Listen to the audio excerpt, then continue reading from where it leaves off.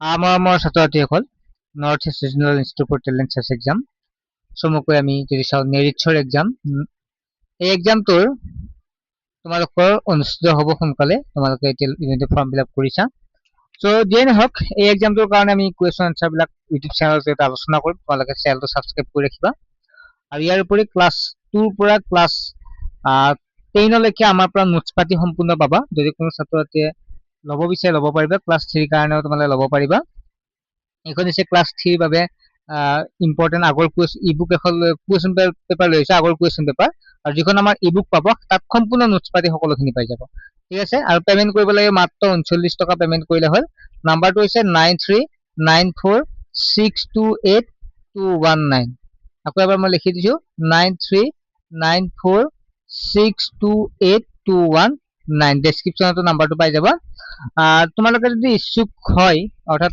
আপোনালোকে যদি ল'ৰা ছোৱালীক ইবুকখন দিব বিচাৰে তেতিয়াহ'লে মাত্ৰ 39 টকা পেমেন্ট কৰিলে হ'ল ইয়াত প্ৰিভিয়াছ ইয়াৰ কুৱেশ্যন পেপাৰো পাব সম্পূৰ্ণ পাই যাব হোৱাটছএপ আমাৰ এছএমএছ কৰিলে হ'ল যে ক্লাছ 3 নেৰিটছৰ ইবুকখন লাগে বুলি এছএমএছ কৰিলে ইতিমধ্যে বহুতে আমাৰ পৰা লৈছে এতিয়া আমি প্ৰথম প্ৰশ্নটো আহিছো প্ৰথম অসমীয়া পাৰ্ট 10টা প্ৰশ্ন থাকে এটা 2 নম্বৰকে 20 নম্বৰ থাকে চোৱা পদৰ যি ৰূপৰ দ্বাৰা কোনো বস্তু বা প্ৰাণী এটাতকৈ অধিক সংখ্যা বুধ জন্মে তাকে বহুবচন বুলি কোৱা হয় অপচন থাকিব তোমালোকৰ মই অপচন কেইটা আৰু লিখি থকা নাই ডাইৰেক্ট মই এনসাৰখিনি দিছো অপচন থাকিব অপচন থাকিলে ভিডিওটো দীঘলীয়া হয় বা হেৰিখন দীঘলীয়া হয় সেইকাৰণে মই জাস্ট এনসাৰখিনি আলোচনা কৰিছো বৃক্ষ এটাৰ সমাৰ্থক শব্দ হৈছে গছ কুকুলা শব্দৰ এটা সমাৰ্থক শব্দ কি হ'ব কুকুলা মানে বগা আৰম্ভৰ বিপৰীত শব্দ শেষ তেন্তে প্ৰৱেশৰ বিপৰীত শব্দ কি হ'ব প্ৰস্থান হ'ব তাৰ পিছত আছে তোমাৰ হৰকত বাক্যটি উপযুক্ত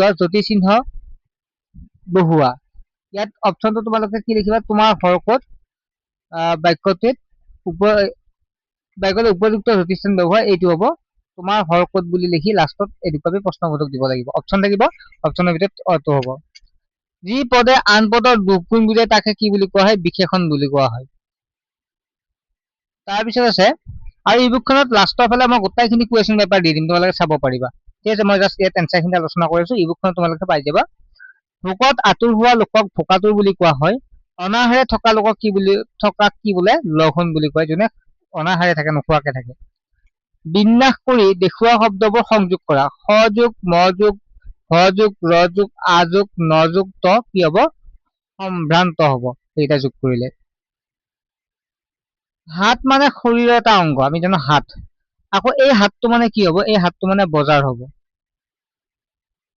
9 নম্বৰ প্ৰশ্নটো আহা তেওঁ বজাৰলৈ কি হ'ব অপচনটো গৈছিল উপযুক্ত শব্দ বহু গৈছিল হ'ব তেওঁ বজাৰলৈ গৈছিল পুৰস্কাৰ মানে উপহাৰ দিয়া বা প্ৰশংসা কৰা তিৰস্কাৰ মানে কি হ'ব ককৰ্থনা তাৰ পিছত আহিল পৰিৱেশ অধ্যয়নৰ 10টা প্ৰশ্ন দেশ থকাৰ বাবে পাতৰ ৰং সেউজীয়া গতিকে এনসাৰ কি হ'ব পত্ৰহৰিত থকাৰ বাবে পাতৰ ৰং সেউজীয়া তৃণজাতীয় উদ্ভিদ জোপা হৈছে ইয়াত বাঁহ হ'ব অপচন থাকিব অপচনত বাঁহ হ'ব আমি জানো বাঁহ এবিধ তৃণজাতীয় উদ্ভিদ ঠিক আছে বহুতে ভুল কৰে বাঁহক গছ বুলি কয় উদ্ভিদ অকল বৃক্ষ বুলি নহয় বৃক্ষ নহয় এটা তৃণজাতীয় উদ্ভিদ বুলি কোৱা হয় হাঁহৰ ভিতৰত পৰে আৰু এটা প্ৰাকৃতিক দুৰ্যোগৰ নাম কি হ'ব বানপানী হৈছে এটা প্ৰাকৃতিক দুৰ্যোগ বানপানী ভূমিকম্প আগ্নেয়গিৰিকৰণ হয় নহয় বন জুই এইবিলাক হৈছে প্ৰাকৃতিক দুৰ্যোগ শিল আৰু মাটিৰে গঠিত পৃথিৱীৰ বহু ঠাই আৱৰি থকা অতি ওখ অংশবোৰক কি বোলে পৰ্বত বোলে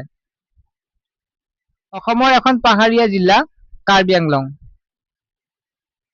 এবিধ উভচৰ প্ৰাণীৰ নাম লিখা ভেকুলী হৈছে উভচৰ প্ৰাণী মাটিতো থাকে পানীতো থাকে কোনবিধ খোৱা বস্তুৰ পৰা প্ৰধানকৈ শক্তি পাওঁ সেইটো ভাতৰ পৰা আমি শক্তি পাওঁ খ্ৰীষ্টান ধৰ্মপুথিখনৰ নাম যদি বাইবেল হয় তেন্তে ইছলাম ধৰ্মৰ পুথিখনৰ নাম কি হ'ব কোৰাণ শ্বৰীফ হ'ব ইয়াৰ শুদ্ধ উত্তৰ কেনে ধৰণৰ মাটিত ধান খেতি ভাল হয় বোকা আৰু হিউমাছ থকা মাটিত ধান খেতি ভাল হয় বিশ্ব পৰিৱেশ দিৱস 5 জুন তাৰিখে পালন কৰা হয় তেন্তে শিক্ষক দিৱস কোন তাৰিখে পালন কৰা হয় 5 ছেপ্টেম্বৰত শিক্ষক দিৱস পালন কৰা হয় এবাৰ গণিত 10টা প্ৰশ্ন কি আছিল তোমালোকে চাবা অংকৰে লিখা 9,07,599 গতিকে এনসাৰটো হ'ব 9,07,599 যুগ্ম অৰ্থ মৌলিক সংখ্যাটো কি দুইটো হৈছে যুগ্ম সংখ্যা লগতে মৌলিক সংখ্যা 3 নম্বৰটো যদি যুগ্ম সংখ্যা হয় 12 তেন্তে 11টো কি হ'ব? 12 যুগ্ম হলে 11টো অযুগ্ম সংখ্যা হ'ব। যুগ্ম সংখ্যাক তাক 2 ৰে হৰণ কৰিব পাৰি আৰু অযুগ্ম সংখ্যাক তাক 2 ৰে হৰণ কৰিব নোৱাৰি। দুটা সংখ্যাৰ যোগফল 400, 846 হলে এটা 621 হলে আনটো কিমান হ'ব? 846ৰ পৰা তোমালোকে কি কৰিব লাগিব? 621টো বিয়োগ কৰিব লাগিব। 6 পৰা 1 গলে 5 থাকিল, 4 পৰা 2 গলে 2, 6 পৰা 8 গলে 2, 225 হ'ব ইয়াৰ এনসাৰ। তাৰপিছত নেক্সট আছে 71 যোগ 71 যোগ তাৰপিছত 0 মাইনাছ 8 পূৰণ বিয়োগ, মানে 71 যোগ 0 বিয়োগ 8 পূৰণ। প্ৰথমে সদায় এইটো আমি এইটো পূৰণটো কৰিব লাগিব। কি পাম? 0 পাম, 8 0 গুণ 0, এইফালে 0 থাকিল, এইফালে 71 থাকিল, 71 0 কিমান হ'ব? 71 হ'ব, গতিকে সঠিক স্থান হ'ব 71। সেয়ে দিয়া অংকৰ স্থান নিৰ্ণয় কৰা। ইয়াত 9টো কি স্থানত আছে? 9টো আছে শতক, কাৰণ একক, দশক, শতক আছে, আৰু 5টো কোন স্থানত? এককৰ স্থানত আছে 5টো। তাৰপিছত আছে আমি নেক্সট আগবাঢ়ো। 7 নম্বৰ প্ৰশ্নটো আছে এককৰ হৰত যদি 1 3 5 7 থাকে তেন্তে সংখ্যাটো কি হ'ব? তেতিয়াহ'লে অযুগ্ম সংখ্যা হ'ব।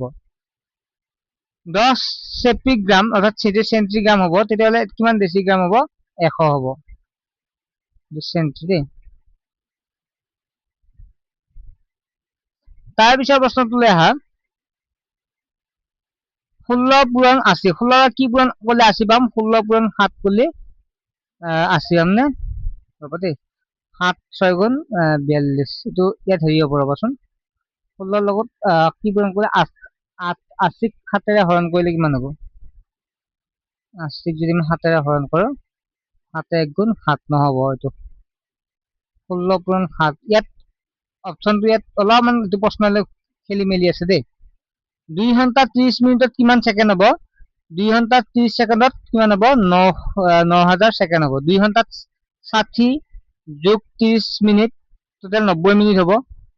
সৰি 60 120, এইবিলাক 50, কাৰণ 60 মিনিটে মানে 2 ঘণ্টা বুলি কৈছে, 60 120 হ'ব। এইবিলাক 30 থাকিল, কিমান হ'ব? 0 থাকিল, 3 দিয়ে 5 থাকিল, 1 থাকিল, 150 পূৰণ কিমান হ'ব? 150 পূৰণ 2 ঘণ্টা 30 ছেকেণ্ড। 2 ঘণ্টা 30 মিনিট কিমান ছেকেণ্ড হ'ব? গতিকে 60 দি পূৰণ কৰিব লাগিব।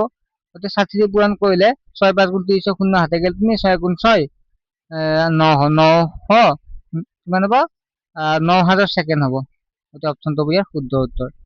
তাৰপিছত সাধাৰণ জ্ঞানৰ 10টা প্ৰশ্ন আছিল। নটসূৰ্যৰ নামে খ্যাত অভিনেতাজন কোন আছিল? ফণী শৰ্মা। ডিগবৈ তেল শোধনাগাৰ কোন চনত স্থাপিত হৈছিল? 1891 খ্ৰীষ্টাব্দত। মৰুভূমিৰ জাহাজ বুলি কোনবিধ জন্তুক কোৱা হয়? উটক মৰুভূমিৰ জাহাজ বুলি কোৱা হয়। প্ৰথম অসমীয়া কথাছবি নিৰ্মাতা জ্যোতিপ্ৰসাদ আগৰৱালাৰ প্ৰথম অসমীয়া কথাছবিখনৰ নাম কি? জয়মতী হ'ব। মৰুভূমিত পোৱা উদ্ভিদ হ'ল সাগৰ ফেনা। সাগৰ ফেনাৰ আন এটা নাম কি? কেকটাছ বুলি কোৱা হয়। তাৰপিছত হৈছে চেনি উৎপাদনৰ কেঁচা সামগ্ৰী কি হ'ব? কুঁহিয়াৰ চেনি উৎপাদনত ব্যৱহাৰ কৰা হয়। অসমৰ প্ৰথম ভ্ৰাম্যমাণ থিয়েটাৰ কি হ'ব? কোহিনুৰ থিয়েটাৰ। বগীবিল দলঙে অসমৰ কোন দুখন জিলাক সংযোগ কৰিছে? লখিমপুৰ, ডিব্ৰুগড় জিলাক সংযোগ কৰিছে। তলত কোনবিধ প্ৰাণী বেছি দিন জীয়াই থাকে? কাছ বেছি দিন জীয়াই থাকে। তাৰপিছত আছে বৰ্তমান অসমৰ মুখ্যমন্ত্ৰী ডক্টৰ হিমন্ত বিশ্ব শৰ্মা। বৰ্তমান অসমৰ শিক্ষামন্ত্ৰীজন কোন? ৰমেশ পেগু। ঠিক আছে, এইটো আমি কি আলোচনা কৰিছিলো? সাধাৰণ জ্ঞান। ঠিক আছে, ইয়ালৈকে আছিল তোমালোকৰ প্ৰথম কুৱেশ্যন পেপাৰ, আৰু যিখিনি হেৰি আছিল পিকচাৰ ডিটেকশ্যন আহে, পিকচাৰ ডিটেকশ্যন খিনি মই পিছত আলোচনা কৰিম। ছাত্ৰ-ছাত্ৰীসকল আশা কৰোঁ তোমালোকে এনেকুৱা প্ৰশ্ন আহিলে পাৰিবা, আৰু ই বুকখন ল'লে তোমালোকে সোনকালে লৈ ল'বা। এনেকুৱা প্ৰশ্ন পৰীক্ষাত আহিব, চিন্তা কৰিব নালাগে। ঠিক আছে, বাই।